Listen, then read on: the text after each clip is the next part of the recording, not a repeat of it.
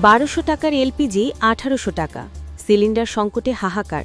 সাধারণ মানুষের পকেট কাটছে কে?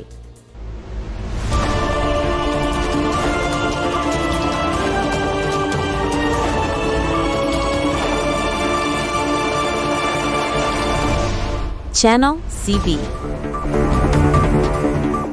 ১২০০ টাকার সিলিন্ডার ১৮০০ টাকা, তবুও মিলছে না। বাজারে যেন চলছে আগুনের খেলা। সরকারি দামের তোয়াক্কা না করে এক লাফে ৫০০ থেকে ৮০০ টাকা পর্যন্ত বাড়তি দামে বিক্রি হচ্ছে এলপিজি। ডিসেম্বরের হাড় কাঁপানো শীতে রান্নার গ্যাস নিয়ে এখন দিশাহারা সাধারণ মানুষ। কিন্তু কেন এই কৃত্রিম সংকট? দায় কার? ব্যবসায়ীরা বলছেন, শীতে বিশ্ববাজারে চাহিদা বাড়ার পাশাপাশি এবার বড় বাধা হয়ে দাঁড়িয়েছে মার্কিন নিষেধাজ্ঞা। এলপিজি পরিবহনে ব্যবহৃত ২৯টি জাহাজের ওপর মার্কিন নিষেধাজ্ঞা থাকায় আমদানিতে বড় ঘাটতি দেখা দিয়েছে। সাধারণত মাসে ১,৩০,০০০ টন আমদানি হলেও ডিসেম্বরে তা নেমে এসেছে মাত্র ৯০,০০০ টনে, অর্থাৎ সরবরাহ কমেছে প্রায় ৪০%। খুচরা বিক্রেতারা বলছেন, অর্ডার দিয়েও তারা গ্যাস পাচ্ছেন না।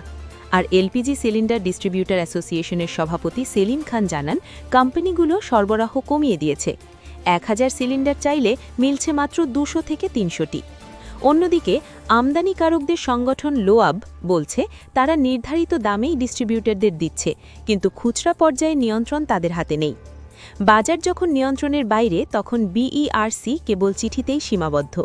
ক্যাবের জ্বালানি উপদেষ্টা অধ্যাপক এম শামসুল আলম বলেন, সংকট থাকলেও বাড়তি দামে গ্যাস পাওয়া যাচ্ছে, তার মানে এটি স্রেফ আইনত অপরাধ। কিন্তু বিইআরসি শাস্তি নিশ্চিত করতে ব্যর্থ হচ্ছে, যা সভ্য সমাজে কাম্য নয়। আগামী ৪ জানুয়ারি নতুন দাম ঘোষণা করবে বিইআরসি। কিন্তু প্রশ্ন হল, সরকার দাম কমালে বা বাড়ালেও সাধারণ মানুষ কি তার সুফল পাবে, নাকি সিন্ডিকেটের কাছে জিম্মি হয়েই থাকতে হবে সাধারণ ভোক্তাদের? দেশের জ্বালানি খাতের এমন আরও খবরের আপডেট পেতে আমাদের চ্যানেলটি সাবস্ক্রাইব করে সাথেই থাকুন। আপনার এলাকায় সিলিন্ডারের দাম কত? কমেন্টে আমাদের জানান।